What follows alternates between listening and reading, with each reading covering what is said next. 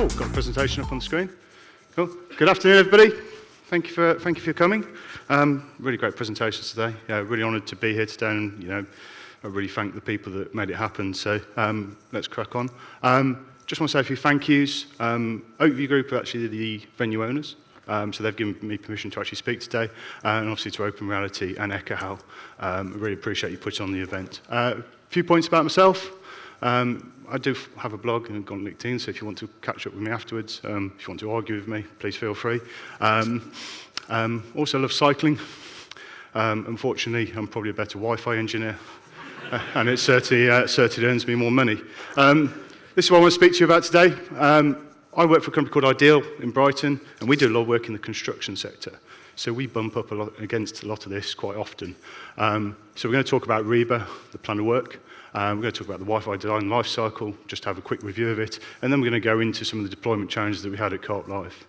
I just wanted to actually share this quote, because when I was putting together this presentation, I thought a lot about what it was to be an engineer, and I think really, Wi-Fi is a blend of practice and practicality and science, and I think curiosity is really highlights what we do in the Wi-Fi industry.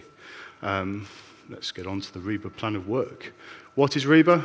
So RIBA is the Royal Institute of British Architects, and the Plan of Work is effectively a template that they put together. It's a methodology that's used in the UK construction sector. Some international communities use it as well, but effectively it's a methodology for the design and construction of building projects. Typically, it's not a legal framework, and it is to say gaining traction internationally. What does it look like? It looks like this. It consists of 8 stages, and it's more of a linear process, although some of the stages overlap. It's quite iterative. And it doesn't just apply to greenfield environments, it can also apply to brownfield, refurbishment, retrofit. And I say it's not linear, but it does tend to follow a bit of a logical sequence. In addition to this, there are always something called overlays, which are quite interesting. If you do go and look at the RIBA website, it actually lays out, in addition to this, things like approach to smart building security. So it's a really interesting methodology to go and look at. So I fully encourage it. How does that translate to building projects? Well, effectively, this is my interpretation. You effectively start with the client at the top that has the eye, and wants to build the building.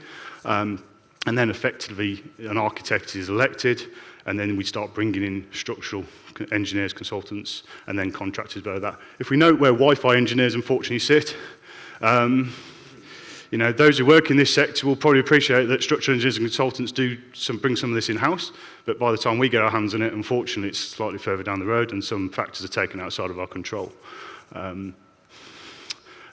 Wi-Fi Design Lifecycle. I think anybody who's done an ECSE design course or followed the CWE track will be familiar with these steps. Some people have different interpretations. This is the CWMP methodology. At ECSE, you talk very similar. And effectively, I treat this more of an evolution. It's a cycle that is repeated every time there's a significant change in the physical environment, or if there's new requirements. We always talk about requirements in Wi-Fi design. So I tend to, over the lifespan of a building, we tend to repeat this process. And if you look at how RIBA typically overlays with the Wi-Fi lifecycle, you can see certain groupings in terms of the stages in RIBA and how, in my opinion, they do align with Wi-Fi. Even though we don't typically get involved till later on in the program, I feel that if we follow through those different stages, we can group them and we get a good understanding for how they could potentially impact a construction project. What I really want to talk about today is this building there. Has anyone been? Is the Wi-Fi good? Hopefully, otherwise I'll be walking off stage. Here's a few facts about the venue. For anyone who doesn't know, it's the UK's only music first arena. It's been open almost about a year now to the day. 23,500 capacity. And effectively, it's not just a music arena, it's a multi-purpose venue, but typically it's for live music performances. And so far, we've had over nearly 350,000 Wi-Fi users. I mentioned it's in Manchester, for anybody who doesn't understand, because we're in London. This is London. That's Manchester. So, yeah. I just want to highlight that. I was born in Yorkshire, so I do class myself in Northern, though I do sound like a Brummie. What does the stadium look like? It looks like this. This is the view back towards, this is looking towards the stage. This is looking from the stage towards the back of the venue. Note, effectively, it's an amazing venue in the fact that when you're stood on ground level, it looks massive, and when you're up high, it looks very small. It's a very interesting, bold design. What does the seating configuration look like? Multiple seating configurations. It can either be centre stage, end stage, and depending whether it's seated or standing, the capacity can change dynamically. Typically, it's an end stage performance, and it's standing room only, or if Eric Clapton's playing, it's a seated performance. And surprisingly, the adoption rate on Wi-Fi is quite low for those. But effectively, the seating tiers increase in an angle, at an instance, as you go up towards the upper bowl, all the way up to 57 degrees. And again, usual challenges with these type of environments, there's no-go zones defined where effectively you cannot put equipment. The original design was approximate design. Apparently, this is now called an attenuating design. Where's Alan? There you go. I call it proximate because effectively you're putting the AP very close to the seat, or under the seat of the visitor. I know there's been some examples as well. People are putting them under desks as well now. Again, that AP really close. There you go, down there, really close to the user. But effectively, it allows us to get very high capacity within a venue. The only downside of that requires the venue to be full. When it's empty, it's dreadful, and if it's half full, it's dreadful. And this particular venue, capacity fluctuates. They don't open the whole bowl all the time. It's not like a sporting event where we fill all the seats. It can fluctuate dramatically. And in terms of how we get an AP under the seat, it's typically mounted in an under-seat enclosure. And the way that we get power and data to the AP, typically provided by PoE, is it's presented via copper, typically over Ethernet. But to get that cable to the AP, we have to do something called core drilling. So effectively, we're drilling from underside the terrace, or the bleacher, if you're in the US, and we're bringing it up into conduit, and then we're presenting it to the AP. And this is where the project started to go a little bit awry, because no plan survives first contact with the enemy. In this instance, when we got on site, and this is just as we got to start installing, there were no holes. So we were told there were holes, there were no holes. Cue my next reaction. However,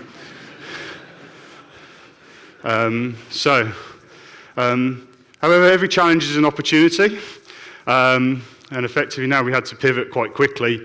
And the main problem was in the fact if we look at RIBA, we were here, we're building the building, it's a construction site, we now need to go back to here, and getting between those two stages is years in the process. We had 9 months before the venue opened. And this is what it looked like at that time. So, it's a construction site. It's very much, being prepared for the seating isn't in, the roof's not in. It's a very complex environment. So what do? We sat down with the client. So we sat down with Oakview Group, and we we reviewed the requirements in terms of what they wanted to achieve or what we could achieve from an overhead position. One of the main challenges we had, we can't just put APs everywhere. There's coordination that happens on that when we're going overhead. And we did shift to an overhead design. And because we just didn't have time to do the underseat. It's too long to drill the cores, they need to fit the seats. It's a delay to the program. So effectively what we started doing is looking at coverage zones. Because I started looking at, well, if I need to go overhead, where do I need to be firing? And can I break the seating sections down into into individual cells? And again, the seating tiers they're sloped, and there's underhangs, and they slope down. So it's really to try and manage the capacity. We haven't got, in the previous slide, we had nearly 300 APs. We're not going to get 300 APs up on the gantry, not with lighting and rigging and sound. Luckily, Oakview Group are a Cisco house, and it's a Cisco network. And those who are familiar with Cisco know there's one product that's brilliant, and it's purpose-built for this type of scenario. This is the Catalyst 9104 stadium antenna. Dewey from Cisco did a brilliant presentation a few years ago at Wi-Fi Design Day with some umbrellas, which actually explains how it works. But in short, what we can do from a fixed position, we can actually change the beam width, we can steer beams in software, which makes a really powerful product. And if we look at the side elevation, this is effectively what it does. We can change these beams, we can do different configurations to accommodate different scenarios. It also allows us to change the capacity dynamically. So what do we do to design for it? Well, we've got great tools. We've got ECAL, and this is a simulation of the 9104 in different modes. So here we've got different beam whips and different beam steering configurations. But for me, again, I'm curious, and I think Wi-Fi is a very practical science. And in a complex environment, what do we typically do? We do an AP on a stick survey. Because the tools are brilliant, but in an environment as big and as complex as that, we're not just going to rely on the tools. So what do? We do an APOL survey. Stay with me, I'll get to it in a minute. Why do we do an APOL survey? Well, because if we look at this slide again, notice the roof structure, that's not the roof. Above that is the gantry, and that's known as a quick deck. It's a temporary floor, and unfortunately that blocks the view of the stadium floor. So I can't do an APOS survey. And again, the clock's ticking. We need to get some validation done in terms of the performance characteristics of this product. So what did I do? I took it to a field. Not just any field. This is a AP on a ladder survey, which, yeah.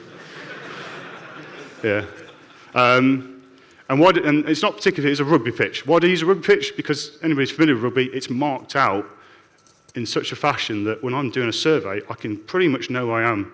And again, when I did this validation, I don't have a GPS receiver, it was on an iPad, so I can't really use a GPS plot. So I basically put it at one end, and I effectively try and follow the same walking path, and I repeated this for different antenna configurations. We were playing around with transmit power, and what I wanted to see is what the RF propagation looked like. A, at distance, but B, because I can range it based on the markings on the pitch, I get a good idea for how I can use this product to do my design. And if you look at the different beam steering configurations, on the left-hand side it's 10 by 10, 20 by 20, and we've got a narrow beam, which is like a really tight bore sight view, and this is the wide view. So you can see how, this is why it's quite easy to get out of hand in a large venue, because what we want to do, we want to really keep those cells really small because we need to manage the capacity. And by understanding, not just the RF propagation, and we can match, and it does match the design tools when we look at it, but it's also understanding the ranging as well, because we're going to have to fire from distances of up to 25 to 30 meters. We're a long way from the clients. And so I took all of that modeling data, and again, it gave me the confidence then that then we could go and look at doing a design. And this is what the final designer. This went through quite a few iterations. Again, it's a building site.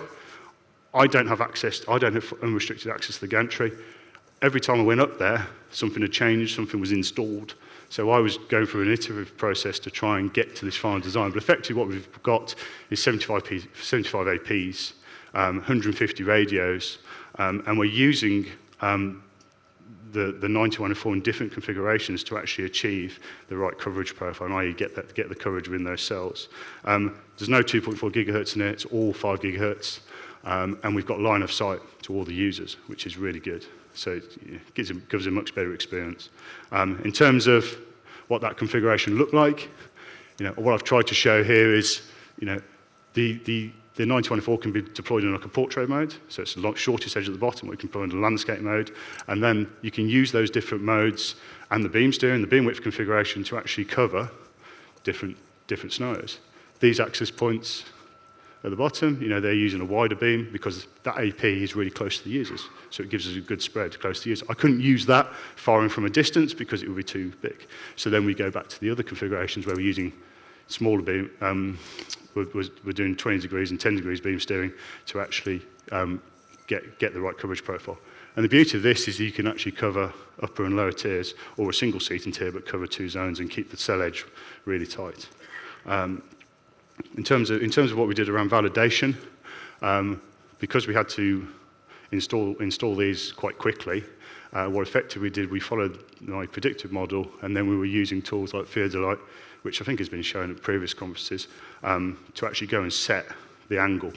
And it was very useful when I was working with the installer, because rather than me go to every single access point and sit with them and set the angle, I was just taking a picture at every position and saying, that angle, point it there. point at the centre of the crosshairs. Once it's at the centre of the crosshairs, I can then do my beam steering, beam width configuration. And the mounts that we actually use to deal with the two are all bespoke. If you do one of these installs, you can't buy the mount. You have to make something for yourself. This is what it looked like when it was deployed, and you can see AP on the left is pointing straight down, so that's over the walking area, and then the centre slide is an example of, we've got ones in portrait mode, landscape mode, and again, they are covering different areas of the stadium. When we did the validation, it took a long time. Because we weren't able to do the AP on a stick survey, and we were effectively mounting in a position where we effectively, initially it was a best guess, I was going to each position, and I was repeating my validation survey, and I was trying different configurations. Again, mainly out of curiosity, not because I had to, just because I wanted to get what I thought was the optimum coverage profile. And again, we were repeating that. As you can see, just doing one pass, and this is only the upper tier. It's nearly 12,000, 11,000 meters of walking, because I walk in both directions. I try and get an average in terms of the data. Even though users are stood there with the mobile in front of them, I just want to get an average. And then we were just testing different configurations and slots. So in EchoHow, what I've done is actually split the radios. So you can see on the left and right, there's two different radios inside the access point. So left-hand side is one slot, otherwise another slot, and that's at 10 degrees. Another slide, one at 20 degrees. And again, you can see the variation in terms of the coverage. And on the 20-degree one, you can see it's actually more isolated between the cells. There we go. And then, effectively, this is what it looked like when we did the final validation. So this is the upper tier, 3, level 2, and then this is the main bowl, which is where, and again, this is the densest area, because effectively we've got 8,000 people stood in this very spot. What do we do in terms of optimization? Transmit power is one thing I've played around with a lot. Those familiar with Cisco products, you can't hard code transmit power. You've got power levels. And because this particular product is band locked, you can't just set any channel and any power setting you want. It's highly dependent on which bands you've got on that radio slot, and then it will change as you go through the bands A, B, C. I was looking, because all of my coverage cells, the distance was equidistant, so where I'm firing from was effectively the same distance. The cells were and I was firing in the same area. I was pretty much, in all circumstances, trying to balance the power, and you can see I can get within 1 dBm of that, and that's just an example or two across the two slots. Other optimizations, RxSOP. This is very useful in high density, those people who've done it. It puts mufflers on the EP, reduces the sensitivity, allows you to transmit over the noise. Unfortunately, what you can't do in large public venues, you can't stop interference. The noise floor is going to go up. And effectively what this has done, you can see on the upper slide, this is the bowl completely empty. We've got some APs that are 16% channel utilization, it's empty. Turn on RxSOP, it's dropping down to 1-2%. And again, this is monitored through live events when we're doing the test events.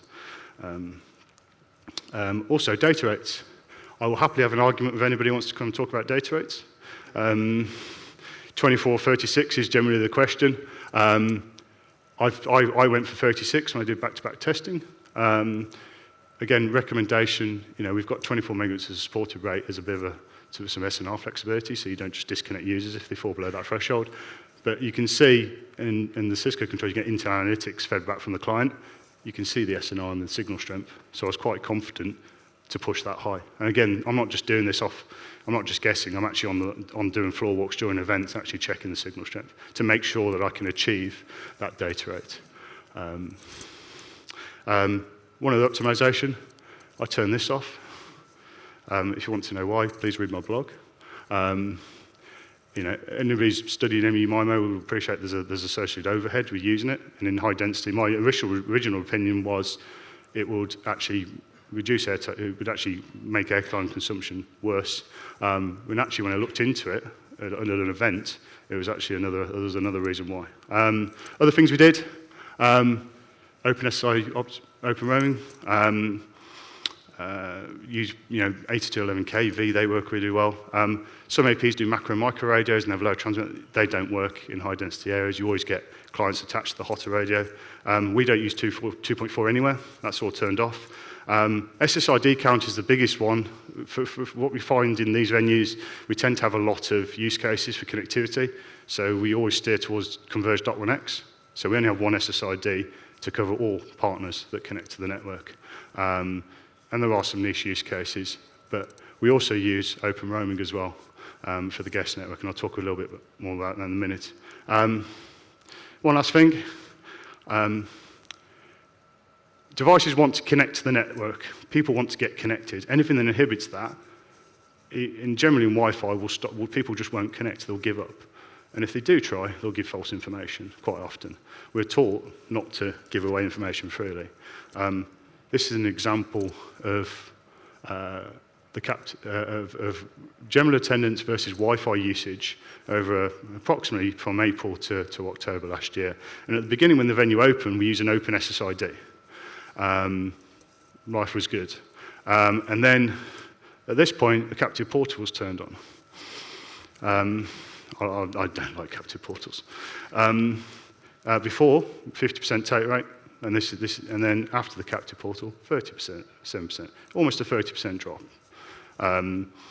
What does that look like? Well, in this particular slide, 3,700 clients were connected to the guest network. 800 were sat in a web-off pending state. So that basically means 800 people are sat there not connected to your network, creating interference, making everyone else's user experience really bad. And the other people that aren't connected, and again, it was mentioned in one of the previous presentations, they're creating interference as well because they're probing. They want to get connected to Wi-Fi. What's the solution? Open roaming. I love this.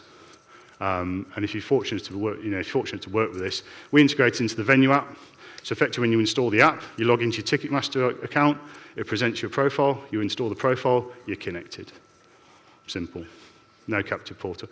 Hence why, I think if you're going to, in my opinion, if you're going to do guest access, it needs to be fast, free, frictionless. It should be open. I don't believe in captive portals, and I don't think they actually add any value. They just inhibit people and make the net performance worse for everybody. Some of the key takeaways. This has got more of a slant aimed towards construction, because effectively this is what it was. Point about aesthetics.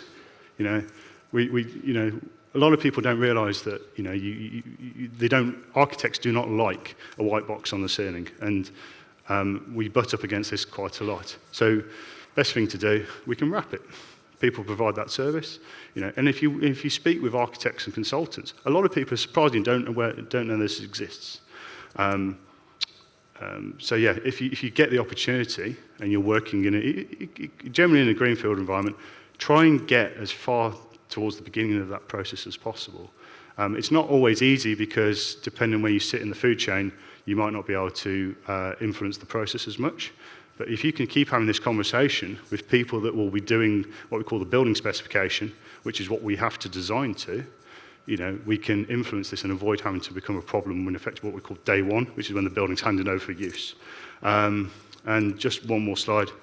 This is what HD Wi-Fi looks like. So that was the first performance. Who was it? Elbow. So almost a year to the date. And that's it. Thank you.